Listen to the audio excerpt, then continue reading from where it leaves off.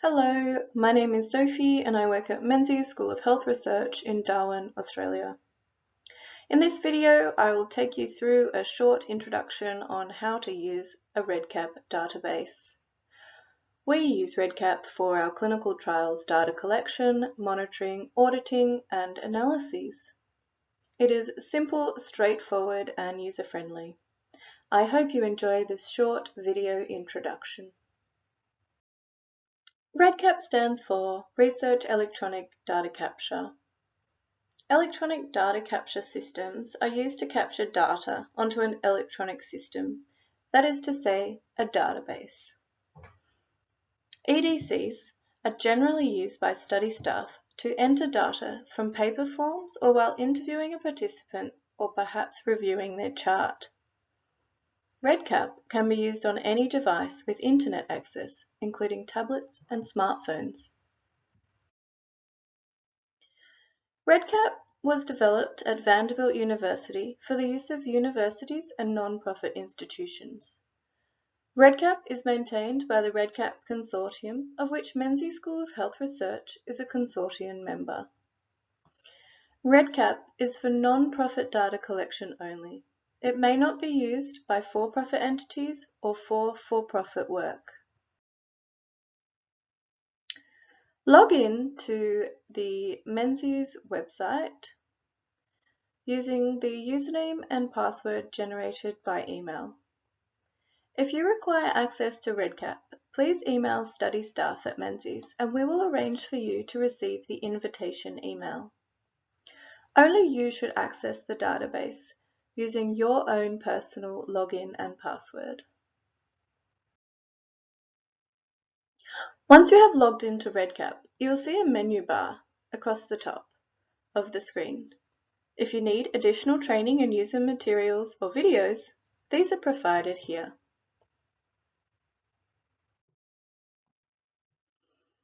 REDCap is essentially an online version of the clinical trial case record form. Here you can see on the left the paper version of the CRF, which will be used for primary data collection and verification.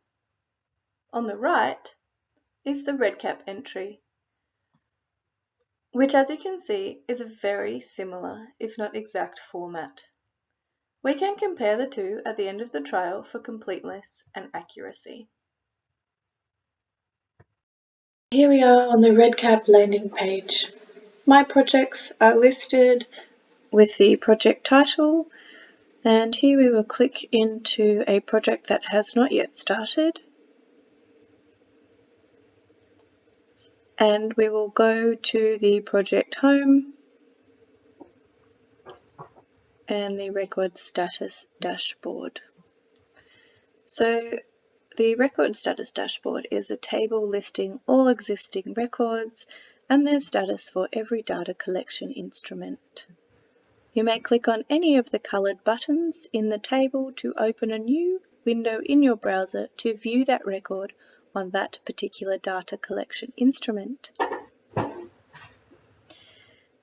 So the instruments are here: eligibility assessment, demographics, malaria symptoms. These are the same instruments that are available in the CRF. We also have the data visit across the top here, and you can scroll horizontally to see all the dates which have already been entered by our data manager.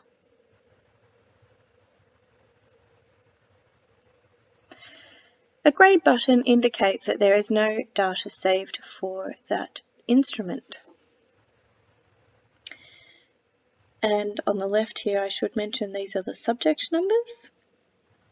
And according to your study site, you will have a specification for the subject number, and that will be entered upon starting the study. To add or edit a record, you again go over to the data collection on the left and click through.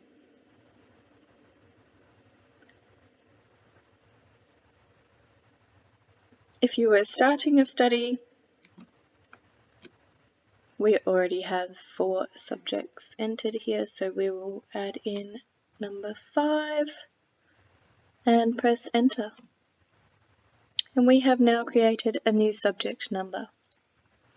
To begin entering data for it, we click on any grey status icon below.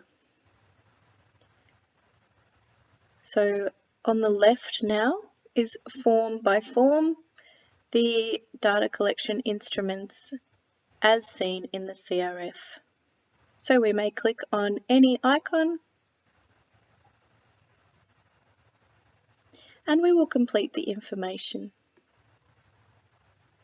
Very simple tick boxes, times, date, and so this is the same as the CRF exclusion criteria.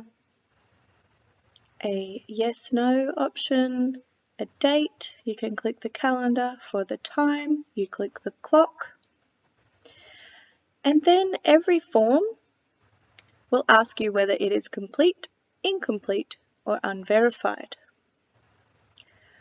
I would advise, if you are new to using REDCap, to leave the forms as unverified and have a second person quality control your data entry, at least for the first few times. After this, we may save and exit record or save and go to the next form if we would like to continue data entry for this participant.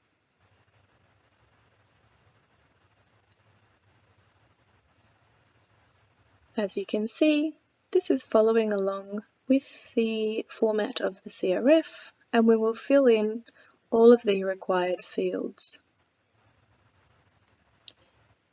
If we click Save and Exit Form, we are taken back to the record homepage, and we can see that we left eligibility assessment unverified for double checking, and with demographics I left it as incomplete, which is now red. I will show you on another form if we had completed all of these checkboxes and we were sure that it was correct. No, I'm very. Why does it work? Oh, so when you press Save and Exit Record, you get taken back to Add Edit Records. If ever you want to go back to the status dashboard, we can go here and see all the subject numbers. So we did 1 unverified, 1 incomplete, and 1 complete form here. And if we wanted to go back and complete, for example, demographics for subject number NE005, we would just click on the red icon here. Let's go back into NE005. At some point, you may need to record an adverse event. The adverse events are set up in REDCap to be recurring, if necessary. So we will say that there was an adverse event reported. Yes. We will save and go to the next form. We could complete this form, and it would be unverified. And save and exit form. So we will stay in NE005's record. So now we have an adverse event, and we can list the adverse event details for the first one. We have left that unverified.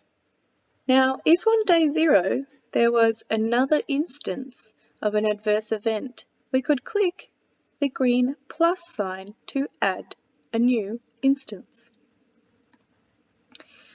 So we are adding to NE005 a second adverse event.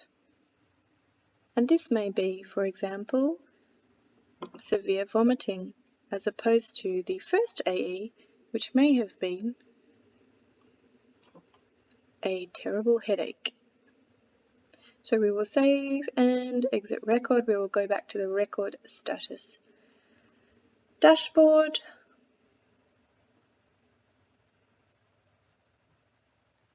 And now we can see that the blue is many statuses because we have made 2 adverse events here. You will have recurring forms for concomitant medication, serious adverse events, and other aspects of the CRF which require multiple data entries. So as you can see, REDCap is very simple. You will mainly go between the record status dashboard and add and editing records. Again, the subject number is listed down the left-hand side, and the instruments are across the top on the record status dashboard, and down the left-hand side, the instruments are listed for each subject number, wherein you can click on any icon to complete the data entry for that instrument.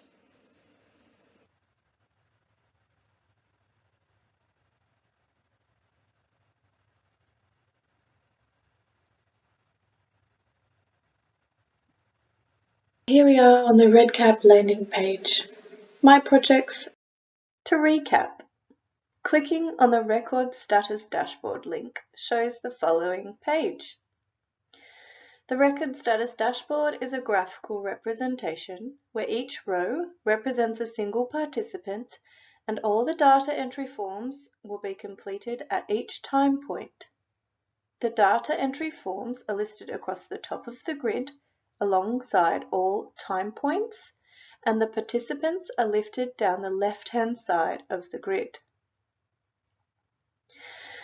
The individual forms are represented by coloured buttons.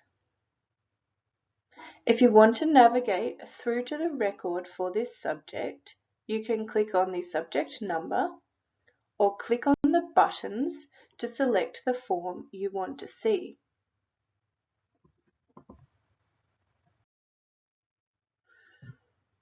To find or add or edit records, mouse click on Add Edit Record in the left-hand menu. Choose an existing ID or subject number and mouse click on the correct option to be taken to that record. If you want to create a new participant, please perform a search first to ensure that the participant record doesn't already exist. Then mouse click on Add New or Existing Subject Number and press Enter.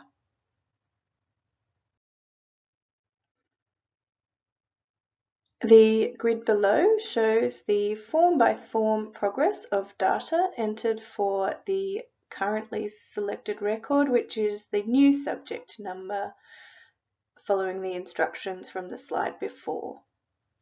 You can click on the status icons. They are all currently grey on this screenshot, and you will be able to access that form.